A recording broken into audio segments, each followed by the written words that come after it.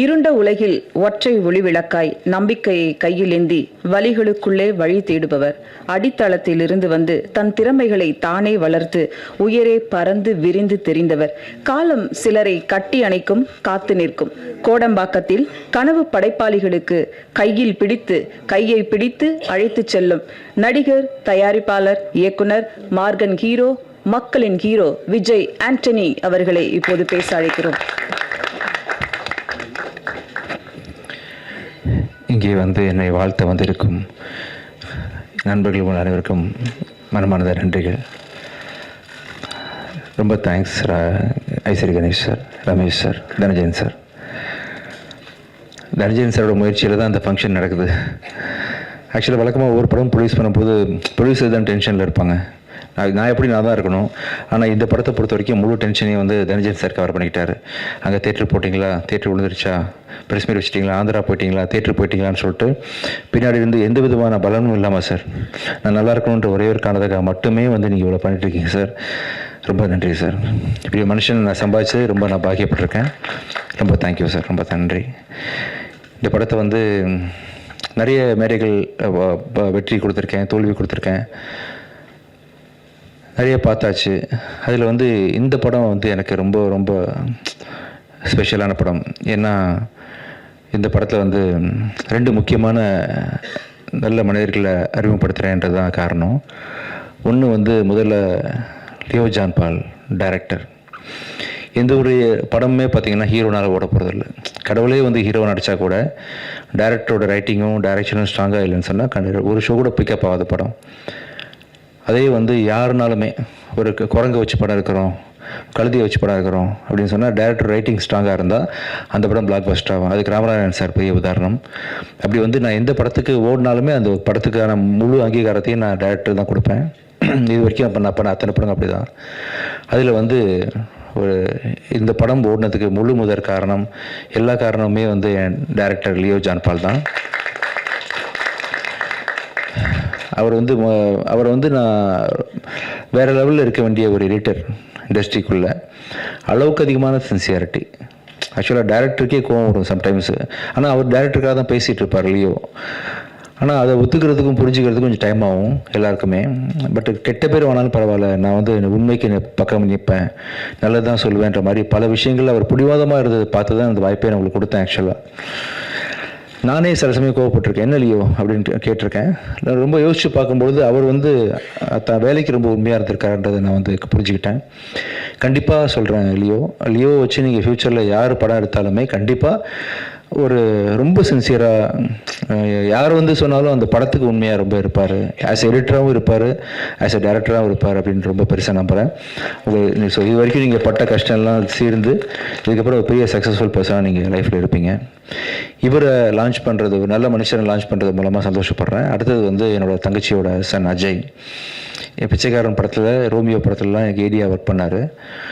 Ajay launch பண்ணுற ஒரு படம், ஃபஸ்ட்டு படம் வந்து தப்பாக இருக்கக்கூடாதுன்னு கொஞ்சம் ஒரு கவலையிலே இருந்தேன். அது இல்லை அப்படின்னு சொல்லிட்டு நீங்கள்லாம் சப்போர்ட் பண்ணி இந்த படத்தை நல்ல ஒரு பேர் வாங்கி கொடுத்துருக்கீங்க.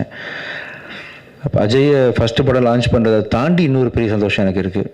அது வந்து எவ்வளோ கோடி கொடுத்தாலும் கிடைக்காத ஒரு சந்தோஷம். ஆக்சுவலாக எவ்வளோ கோடி கொடுத்தாலும், நான் இன்னும் எவ்வளோ படம் நடித்தாலும் சரி, இதுக்கு முன்னாடி நடிச்சிருந்தாலும் சரி, பிச்சைக்காரன் 1க்கு ஈக்குவலாக வந்து எந்த படமே இருக்க முடியாது. ஏன்னா 100 சாமிகள் இருந்தாலும் அம்மா உன்னை போல் ஆகிடுவான்ற மாதிரி அந்த ஒரு படத்தை எனக்கு வந்து பரிசாக கொடுத்த சசி சாரோட டைரக்ஷனில் அடுத்த அஜய் பண்ண போகிறது. அந்த படத்தை வந்து உருவாக்கி கொடுத்த ரமேஷ் பிள்ளை சார். ஒரு 2வது படத்துலேயே வந்து ஒரு ஹீரோவுக்கு வந்து சாதாரண விஷயம் இல்லை அஜய், புரியாது, அதோட முக்கியத்துவம் என்னன்னு தெரியாது. அதுவும் அந்த கதையை நான் கேட்டேன், ரமேஷ் சார் நான் வந்து பிச்சைக்காரன் 1க்கு கதை கேட்டு முடிச்சுட்டு சார்கிட்ட பர்மிஷன் கேட்டேன். சார் கொஞ்சம் வெயிட் பண்ணுங்க சார், கொஞ்சம் எழுதிட்டு வந்துடுறேன், ரொம்ப முடியல, அதாவது கதையை கேட்கும்போது டிஸ்டர்ப் ஆகிடக்கூடாதுன்றதுக்காக அப்படியே ஹோல்டு பண்ணி வச்சுருந்தேன். அதே மாதிரி பல நாள் கழித்து சசி சாரோட டைரக்ஷனில் இந்த படத்தில் வந்து எப்படி ஒரு மனுஷனால் சொல்லாமலே டைம்லேருந்து ஆரம்பிச்சு தனஜயன் சார், சரி சார் இந்த படத்தை நீங்கள் கண்டிப்பாக பார்க்கணும், இப்போ ஷூட்டிங் போக போகிறோம் நெக்ஸ்ட் மந்த்து, சொல்லாமலேருந்து ஒரு 20 வருஷமாக ஒரு மனுஷனால் எப்படி இவ்வளோ க்ரியேட்டிவாக இருக்க முடியும்னு சொல்லிட்டு அவ்வளோ, அதாவது இது வரைக்கும் யாருமே சொல்லாத ஒரு விஷயத்த வந்து யாருமே யோசிக்கல அந்த விஷயத்த.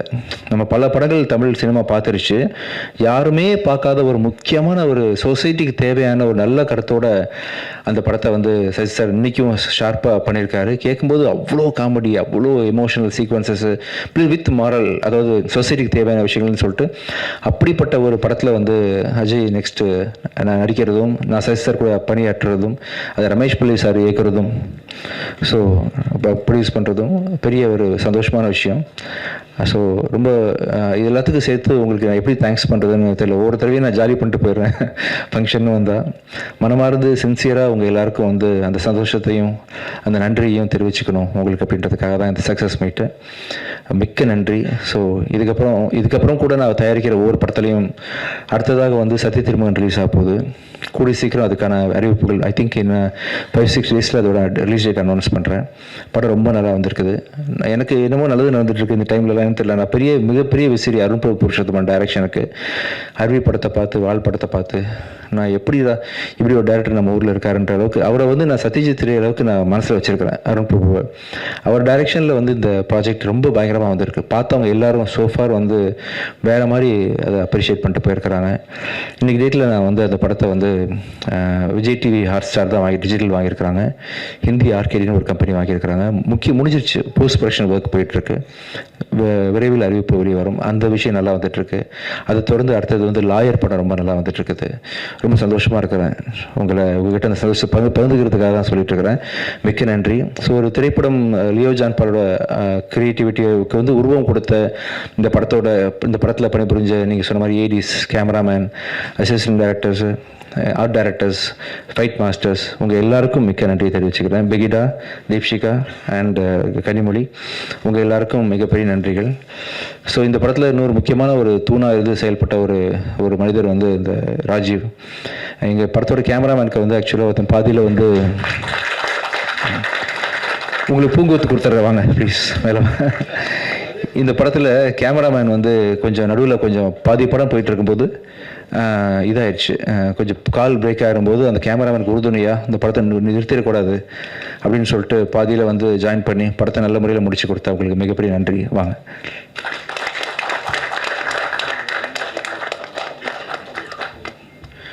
சார் ரொம்ப சந்தோஷம் சார். நீங்கள் கொடுத்த என்கரேஜ்மெண்ட் அது இல்லாமல் நான் இங்கே இல்லை, இன்னும் தைரியமாக இருக்கேன் நீங்கள் இருக்கீங்கன்ற நம்பிக்கையோட. Thank you sir. கூடிய சீக்கிரம் வந்து சக்தி திருமகன் ப்ரெஸ் மீட்டு அதோட ப்ரொமோஷனல் விஷயங்கள் இன்னும் நிறைய விஷயங்கள் ஷேர் பண்ணிக்கிறேன். ஐசரி கணேஷ் சார், மிக்க நன்றி சார். அதாவது எனக்கு தெரிஞ்சு ஒரே நேரத்தில் இத்தனை பெரிய படங்கள் நல்ல நல்ல டைரக்டர்ஸோட வந்து பண்ணது மாதிரி நான் கேள்விப்பட்டதே இல்லை சார். நான் பிறந்ததுலேருந்து முதல் அறிவிப்பு பார்த்தேன் சார். நீங்கள் பண்ணி வச்சிருக்க லைனப்ஸு, டைரக்டர்ஸ் எல்லாமே நான் என்ன நிறைவு தெரிஞ்சு இது வரைக்கும் யாரும் பண்ணதில்லை சார். சாய்ஸ் ஆஃப் டைரக்டர்ஸ் ரொம்ப ஸ்ட்ராங்காக இருக்குது. சாய்ஸ் ஆஃப் ஸ்கிரிப்ட் ரொம்ப ஸ்ட்ராங்காக இருக்குது. உங்கள் கனவு வந்து பெரிய லெவலில் ஜெயிக்கும் சார், ஷூராக. ரொம்ப சந்தோஷமாக இருக்குது. ஒரு அருமையான ப்ரொடியூசர் வந்து தமிழுக்கு கிடச்சிருக்காங்க. இப்போது நல்ல நல்ல படங்கள் ப்ரொடியூஸ் பண்ணுறதுக்கு மிகப்பெரிய வரவேற்பு கொடுத்து சாரோட கனவை பழிக்க வைக்கணும். நம்ம எல்லாம் சேர்ந்து பழிச்சா இன்னும் ஒரு அடுத்த 10-15 டேரக்டர்ஸ் நல்லா ஃப்யூச்சரில் நல்லா இருப்பாங்க. தமிழ் சினிமா நல்லாயிருக்கும். இப்போ எப்படி வந்து அந்த அதர் இண்டஸ்ட்ரீஸில் வந்து மிகப்பெரிய பட்ஜெட் படம்லாம் பண்ணுறாங்களோ, பாகுபலி மாதிரி, RRR மாதிரி, அந்த அளவுக்கு ஒரு நல்ல கண்டென்ட் கூட சார் கிட்ட போகலாம். சார் கண்டிப்பாக ப்ரொடியூஸ் பண்ணுவாங்க. மிக்க நன்றி sir. Ramesh sir and Ishari sir 2 பேரும் வந்து இந்த நிகழ்ச்சியை சிறப்பிச்சிருக்கிற நன்றி. உங்களுக்கும் மிக்க நன்றி. ரொம்ப ரொம்ப தேங்க்ஸ். தேங்க்யூ. கவிதா ரொம்ப thanks. Thank you. And Rekha thanks. நம்பிக்கை ஒன்று இருந்தால் மேகங்கள் மெத்தையாகும், வசந்தங்கள் வாழ்க்கையாகும். மீண்டும் ஒரு விஜய் ஆண்டனி மேடையில் சந்திப்போம். நன்றி, வணக்கம். உள்ளங்கை பற்றி மெதுவாக அழுத்தி ஒன்றுமில்லை, எதுவும் நடக்காது, நான் இருக்கிறேன் என்று சுவராய் நின்று காட்கும் நட்பு சுசீந்திரனுடையது. அவர் நட்பு கிடைத்தது வாழ்வின் வரம். அப்படி ஒரு நட்பாக தாங்கி பிடித்து இங்கு வாழ்த்து சொல்ல வந்திருக்கும் இயக்குனர் தயாரிப்பாளர் சுசீந்திரன் அவர்களை அன்புடன் பேச அழைக்கிறோம்.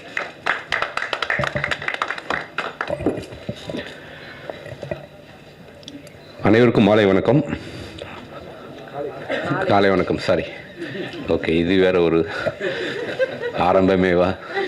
சரி, ரைட்டு. எனக்கு வந்து வின்சிராஜ் என்னுடைய நெருங்கிய நண்பர். அவர் என்னுடைய நிறைய படங்களுக்கு போஸ்டர் டிசைன் பண்ணியிருக்கார். நல்ல ஒரு ஹியூமன். அவர் வந்து லியோ ஜான் பாலை பற்றி நிறைய சொல்லிகிட்டே இருப்பார். அவர் எடிட்டராக இருக்கும்போதும் கூட அவர் கூட ஒர்க் பண்ணுங்க அப்படின்னு சொல்லியிருக்காரு என் கூட. அவருடைய முதல் திரைப்படம் அப்படிங்கும்போது நான் அதுக்கு முன்னாடி அவரை நான் இன்றைக்கி தான் ஃபஸ்ட் டைம் நான் பார்க்குறேன் லியோ ஜான் பாலை. ஸோ நான் அந்த டே 1 ஃப்ரைடே வந்து நான் திருவண்ணாமலை கோயிலுக்கு போனதுனால என்னால் படம் பார்க்க முடியல. ஸோ சாட்டர்டே வந்து நைட் என்னுடைய நண்பர்களோட படம் பார்த்தேன். ஸோ எனக்கு தெரிஞ்ச ஒரு 60% வந்து ஃபேமிலி க்ரௌடு தான். அவ்வளோ என்ஜாய் பண்ணி பார்த்தாங்க. அது கிளைமேக்ஸ் வரைக்குமே ஒரு சாதாரண ஆடியன்ஸாக யார் இந்த ப்ளே பண்ணுறா, எதுக்காக நடக்குது, யார் அந்த நெகட்டிவ் கேரக்டர்னு ஒவ்வொருத்தவங்களாக யோசிக்க ஆரம்பித்தாங்க. அந்த கிரிப்பான அந்த ஸ்க்ரீன் ப்ளே வந்து இந்த படத்துடைய மிகப்பெரிய வெற்றிக்கு காரணம். அதோடைய ஃபில்ம் மேக்கிங், அதை ப்ரெசென்ட் பண்ண விதம், அதோடைய CG work, technical work, sound எல்லாமே வந்து தேட்டரில் பார்க்கும்போது அவ்வளோ இம்பேக்டாக இருந்துச்சு. ஒரு பர்ஃபெக்டான ஒரு படமாக இருந்துச்சு. நம்ம படம் முடிஞ்சு வெளியே வந்துட்டு நம்ம வீட்டில் போயிட்டு யோசிக்கும் போது சில குறைகள் நமக்கு தோணும். ஆஸ் ஏ கிரியேட்டராக நமக்கு சில லாஜிக் தோணும். பட் படம் முடிச்சு வெளியே வரும்போது எனக்கு எதுவுமே தோணலை. ரொம்ப ஒரு இம்பேக்டான ஒரு படம் பார்த்த மாதிரியான ஒரு உணர்வு வந்துச்சு. ஸோ முதல்ல வந்து இந்த வெற்றி வந்து லியோ ஜான் பாலுடைய வெற்றி. அவருக்கு என்னுடைய வாழ்த்துக்களை முதல்ல தெரிவிச்சுக்கிறேன். ஒரு புது இயக்குனராக தமிழ் சினிமாவுக்கு என்ட்ரி ஆகிறாரு, அவருக்கு என்னுடைய வாழ்த்துக்கள். செகண்ட், இந்த படத்துடைய கேமராமேன், இந்த படத்துடைய எடிட்டர், இந்த படத்துடைய ஆர்ட் டைரக்டர், இந்த படத்தில் ஒர்க் பண்ண மியூசிக் டைரக்டர், இந்த படத்தில் ஒர்க் பண்ண அசிஸ்டன்ட் டைரக்டர், எல்லாருடைய கான்ட்ரிபியூஷனும் அந்த ஆன் ஸ்க்ரீன் தெரிஞ்சு எல்லாரும் சேர்ந்து ஒரு உண்மையாக ஒரு சினிமா மேலே இருக்கக்கூடிய ஒரு காதலில் ஒர்க் பண்ணியிருந்தால் மட்டும்தான் அவ்வளோ பர்ஃபெக்டாக ஒரு ஸ்க்ரீனில் வந்து ஒரு நல்ல படம் கொடுக்க முடியும். ஸோ தொழில்நுட்ப கலைஞர்கள் அனைவருக்கும் என்னுடைய வாழ்த்துக்களை சொல்லியிருக்காரு. ஒரு அற்புதமான படம் கொடுத்துருக்காங்க. ஸோ அதுக்கு என்னுடைய வாழ்த்துக்கள். இந்த படத்தில் ஹீரோவாக அறிமுகமாகிற அஜய் திஷான், ஸோ ஒரு உதவி இயக்குனராக இருந்து எப்படி விஷால் மாதிரி, கார்த்தி மாதிரி ஒரு உதவி இயக்குனராக இருந்து அதுக்கப்புறம் சினிமாக்குள்ளே நடிக்க வந்திருக்காரு. ஏன்னா வந்து அந்த உதவி இயக்குனராக இருக்கும்போது தான் வந்து முழுக்க வந்து ஒரு சினிமாவில் எவ்வளோ டஃப் அப்படிங்கிறத புரிஞ்சிக்க முடியும். அதை வந்து 2 படங்கள் உதவி இயக்குனராக ஒர்க் பண்ணிவிட்டு இந்த ஸ்க்ரீனில் வந்து நிற்கும்போது அந்த ஸ்க்ரீனுடைய வேல்யூ நிச்சயமாக அஜய்க்கு தெரியும். அதை வந்து சரியாகவும் பயன்படுத்தியிருக்காரு. நிச்சயமாக வந்து தமிழ் சினிமாவில் ஒரு நல்ல ஒரு யங் ஹீரோ, இப்போ ஒரு 4-5 யங் ஹீரோஸ் இருக்கிறாங்க. பட் முக்கியமான ஒரு ஹீரோவாக வருவார். அதுக்கு ரொம்ப ஒரு ஸ்க்ரீனில் பார்க்கும்போதே தெரியுது. சாதாரண ஏதோ லவ் பண்ணிட்டு லவ் ஃபெயிலியர் ஆகிட்டு அப்படின்னு ஒரு சின்ன ரோல் கிடையாது. அவ்வளோ வெயிட்டேஜான ஒரு ரோல். அதுக்கு வந்து அவளுடைய முழு எஃபர்ட்டையும் போட்டிருக்காரு. நிச்சயமாக தமிழ் சினிமாவில் ஒரு முக்கியமான ஒரு ஹீரோவாக வரணும் அப்படின்னு நான் வந்து ப்ரேயர் பண்ணிக்கிறேன். அஜய்க்கு என்னுடைய வாழ்த்துக்கள். விஜயாண்டி சார் வந்து அஜய் பேசும்போது அப்படியே பார்த்துட்டே இருந்தார். அப்படியே ஒரு அப்பா பையனை பார்க்குற மாதிரி எனக்கு இருந்துச்சு. அப்படியே வந்து ஏன்னா விஜயாண்டி சார் அந்த ஏஜில் ஹீரோ ஆகணும்னு ஆசைப்பட்டிருப்பார். ஸோ அவருடைய ஆசையை வந்து அவர் முன்னாடி நின்று பேசிகிட்டு இருக்கிற மாதிரி பார்த்தாரு. அதுவே எனக்கு ரொம்ப பிடிச்சிருந்துச்சு. நிச்சயமாக வந்து அஜய்க்கு வந்து நல்ல ஒரு எதிர்காலம் இருக்குது. அப்புறம் இந்த படத்தில் ஹீரோயின் ஷஷ்மிதா, ஸோ அவங்க வந்து இந்த படத்தில் வந்து ஒரு பையனாக நடிச்சிருக்காங்க அப்படி தான் சொல்லணும். ஒரு பாய்கட்டில் ஒரு ஷாட் வரும், என்ன ஷாட், அது என்ன பெர்ஃபார்மன்ஸு, அது பார்க்கும்போதே ஏதோ ஹாலிவுட் படம் மாதிரி இருந்துச்சு. ரொம்ப ஒரு அவ்வளோ இன்டென்ஸான அந்த ரியாக்ஷன், அது ரொம்ப புதுமையாக இருந்துச்சு. ரொம்ப இம்பேக்டாக இருந்துச்சு. நிச்சயமாக அவங்க தான் இந்த படத்துடைய மெயின் பில்லர். அவங்களுக்கு என்னுடைய வாழ்த்துக்கள். இந்த படத்தில் வந்து பிரிஜிட்டா வந்து நான் அவங்களுடைய ஃபஸ்ட்டு படம் பார்த்துட்டு நம்ம ஸ்கின் டோனில் ஒரு பொண்ணு, அதுவும் தமிழ் பேசுகிற ஒரு பொண்ணு. என்னப்பா பிரிகிட்டா தானே? பிரிகிட்டாவா? ஓகே, வெஜ் பிரியாணி மாதிரி ஆயிடுச்சு. ஓகே, பிரிகிட்டா வந்து அவங்களுடைய ஃபஸ்ட்டு படம் பார்த்துட்டே நான் வந்து அவங்கள கூப்பிட்டு பேசினேன். ரொம்ப நம்மளுடைய நேட்டிவிட்டி ஸ்கின் டோன் அப்படின்ட்டு. என்னுடைய 2 படங்களும் கூட நான் வந்து மார்கழி திங்களாக இருக்கட்டும், டு கேலர் ஸ்டோரியாக இருக்கட்டும், அவங்கள்ட்ட பேசும்போது அவங்க வேற ஒரு படங்களை நடிச்சிட்டு இருந்ததுனால அவங்களோட ஒர்க் பண்ண முடியல. பட்டு தமிழ் சினிமாவில் முக்கியமான ஒரு ஹீரோயினாக நிச்சயமாக வருவாங்க. ஏன்னா நம்மளுடைய ஸ்கின் டோன் ரொம்ப அழகாக நடிக்கிறாங்க. நடிக்கிறாங்க, நல்லா தமிழ் பேசுகிறாங்க, அவங்களுக்கும் நல்ல ஃபியூச்சர் இருக்குது. இந்த படத்தில் வந்து தனஞ்சயன் சார் எப்பயுமே வந்து ஒரு தமிழ் சினிமாவுக்கு வந்து ஒரு எனர்ஜியான ஒரு மனிதர். எந்த படமாக இருந்தாலும் ஒரு ஹானஸ்ட்டாக சப்போர்ட் பண்ணுவார். அதுவும் வந்து விஜய் ஆண்டனி சாருக்கு வந்து ஒரு பெரிய மாரல் சப்போர்ட். எதுவாக அந்த எப்போ ஃபோன் பண்ணாலும் சினிமாவை பற்றி மட்டுமே பேசக்கூடிய, சினிமாவை நேசிக்கக்கூடிய ஒரு மனிதர். ஸோ அப்படிப்பட்ட ஒரு மனிதர் இந்த படத்தில் வந்து ஒரு சப்போர்ட்டராக, இந்த படத்துக்கும் அவருக்கும் எந்தவித சம்மந்தம் கிடையாது, இருந்தாலும் வந்து ஒரு சப்போர்ட்டராக வந்து இறங்கி வேலை செய்கிறாரு. அவருடைய நிஜமான கருத்துக்களை வந்து ஓப்பனாக விஜய் ஆண்டனி சார்ட்ட, எனக்கு தெரிஞ்சு விஜய் ஆண்டனி சார்ட்ட ரொம்ப ஹானஸ்ட்டாக ஓப்பனாக பேசக்கூடிய ஒரு ஆள் அவர் தான் நினைக்கிறேன். ஸோ அவர் லவ்வர்ஸ் மாதிரி 2 மணி நேரம்லாம் பேசுவாங்க 2 பேரும். ஸோ அந்த அளவுக்கு வந்து 2 பேரும் அந்த நட்பு அது வந்து ஆரோக்கியமானது. ஸோ அவருக்கு என்னுடைய வாழ்த்துக்களை தெரிவிச்சுக்கிறேன். பத்திரிகை நண்பர்கள் எனக்கு வந்து